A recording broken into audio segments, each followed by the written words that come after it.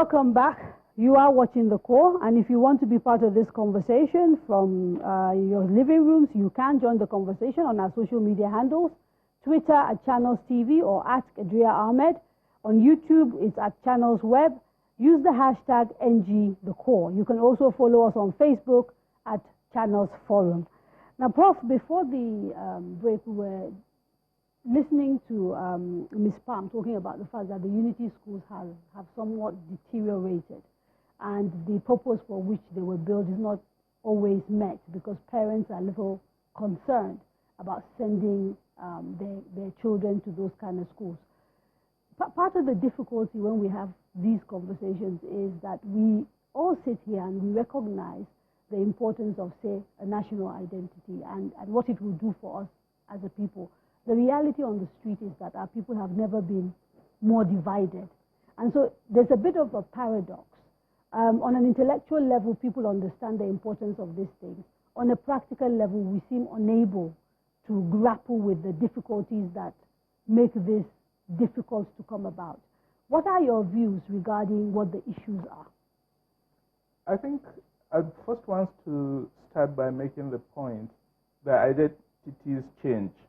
Taken from Unity School, I went to Barewa College, which was considered at that time a northern Unity school. And the principle of Barewa College is that the best students from the 14 provinces in northern Nigeria go to Barewa College, the very best. Now, provincial identity was very strong in the 60s and 70s when I went to school. We don't have provincial identities today. We have 5 basic identities in Nigeria today. The first was called the home community, your hometown, which may be a village, community of villages, or local government. 1. The second level is your state. We are quite attached to our states. We are concerned when our states don't function well. I know a certain lady worried about Zamfara today. So that's the second level. The third level is geopolitical. That could be the 6 zones or northern Nigeria, southeast, southwest. That's the other level. Then you have the national identity as level 4. And then the dearest identity to Nigerians today, number 5, is religion. So these are the basic identities Nigerians have today, and they do not have to conflict with one another.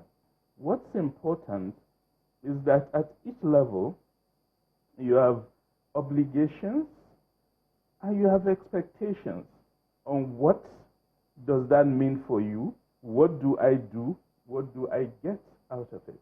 No, but isn't really that part of the problem? And maybe Dr. Barry can come in here because you're tasked with the job of, in many ways, sending out messages that are supposed to help us, culturalize us and do all the positive things. Part of the problem when you talk about, say, the national identity, and I think the poet identified it, is that not many people feel that Nigeria as an identity offers them much.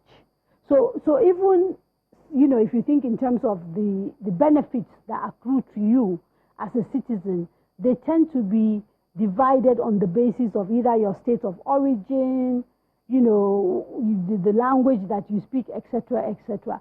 So my question, therefore, to you is, again, I know I've asked him, but what are the issues as you go out to sort of try and grapple with these issues from the perspective of someone who's trying to change mindset? Well, the issues are many. First, there are basically the issues of how do these identities that we are talking about, or we are all talking about now, relate to our basic realities? How do they relate to governance? Because when you say the Nigerian state doesn't give as much to the citizens as to make the citizens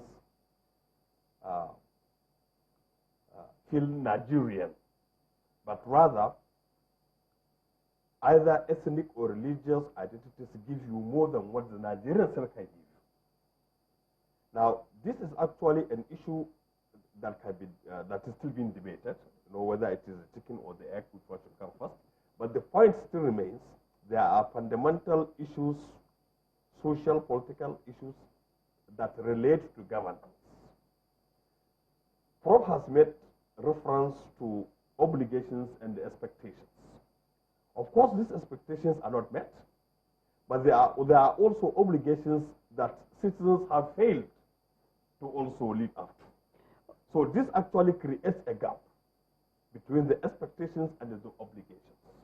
The state can give as much as it is. So as the National Orientation Agency, what are the sort of messages that you are sending out around national identity, unity, and nation building? Of course, so many. One is the fact that Nigerians must realize and understand and accept that the love for nation is basic civic responsibility.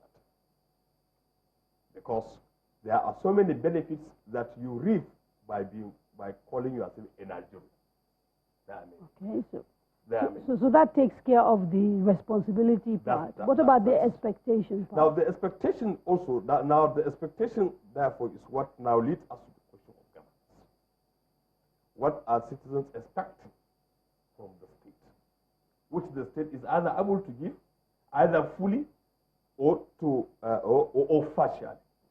Is it possible, Pam, in your view, to build a national identity? And I hear Prof again and again trying to explain that these identities can exist, and they do exist side by side, and there's no reason why they should conflict.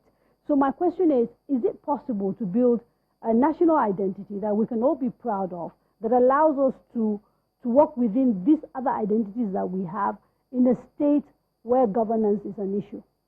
Absolutely. Absolutely. Where there's a will, there's a way. And I think to be able to adequately address that, Nigerians have to be taught.